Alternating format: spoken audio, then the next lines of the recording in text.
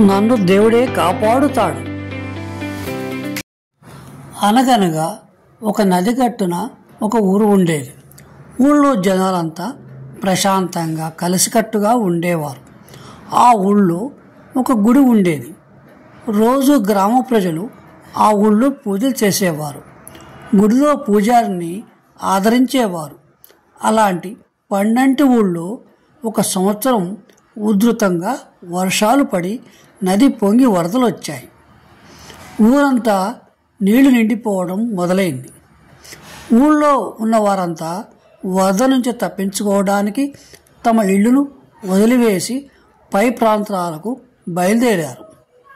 అందులో ఒక పెద్ద మనిషి గుడివైపు పరిగెత్తి అందులోని పూజారిని కూడా వారితో వచ్చేయమని ప్రాధేయపడ్డాడు. వరద నీళ్లు ఊళ్ళోకి వచ్చేశాయి. ఇంటి గడపల దాకా నీళ్లున్నాయి. పరిస్థితి ప్రమాదకరంగా ఉంది. మేమందరము ఊరు వదిలి వెళ్ళిపోతున్నాం.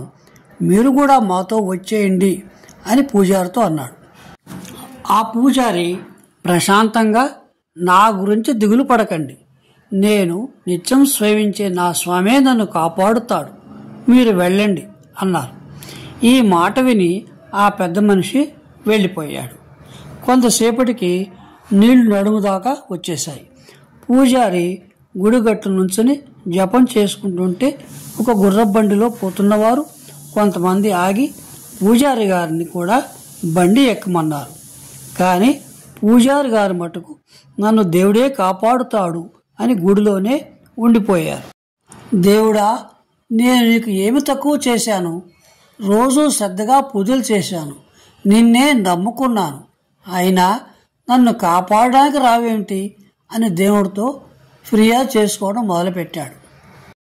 అప్పుడు గుడిలో నుండి దేవుని స్వరం ఇలా పలికింది, మూర్ఖుడా, నీకు మనిషిని పంపించాను, బండిని పంపించాను, పడవను పంపించాను, నువ్వు పోకుండా ఇక్కడ తిష్టవేశావు.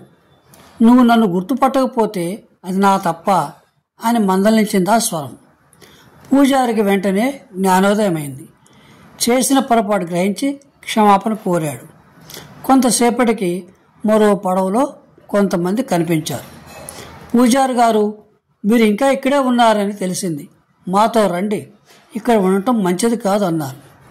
పూజారి గారు మరో మాట మాట్లాడకుండా పడవెక్కి ప్రాణాలను కాపాడుకున్నారు.